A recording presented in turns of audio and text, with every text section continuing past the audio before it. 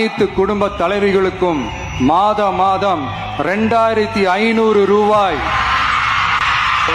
இவரு 2000 கொடுக்குறேன்றாரு, இவரு 2000 கொடுக்குறாரு, நான் 2500 ரூபாய் கொடுக்குறேங்கிறது இது வளர்ச்சியில் எடுக்கிறதா? ஒரு நாடு கடன் வளர்ச்சின்னு கட்டமைக்கிறது எப்படி இருக்கிறது? அது எந்த மாதிரியான ஆட்சி முறை? இது நல்ல நிர்வாகமா? இது தூய நிர்வாகமா? எப்படி நிர்வாகம்? தங்கச்சி, இப்ப நான் இப்படி கையேந்துறேன், பிச்சைன்னு சொல்றீங்க. நாடே கையேந்தனா எப்படி அது பிச்சை இல்லாம இலவசமாகும்? இப்படி கொடுத்துக்கிட்டே போறோம். 10 லட்சம் கோடி, அப்புறம் 15 லட்சம் ஆகுது, அப்புறம் 20 லட்சம் கோடி ஆகுது. இப்போ 1 லட்சம் கோடி வட்டி, 2 லட்சம் கோடி வட்டி ஆகும். இந்த வரி சுமை யார் மேல விழும்? இந்த வட்டி சுமை யார் மேல விழும்? மக்கள் மேல. ஒரு நாள் நெருக்கடி சமாளிக்க முடியாம பொருளாதாரத்தில் பெரிய வீழ்ச்சி வரும்போது நாடு ததறிடும். அது எங்க நடக்குது? இலங்கையில் நடந்த மாதிரி, பங்களாதேஷ் நடந்த மாதிரி, இப்ப நேபாள நடந்த மாதிரி. அப்படிங்க வந்தா அது ஒரு ஸ்டேட் அளவு தங்கச்சி, ஒரு மாநில அளவு தான் அது.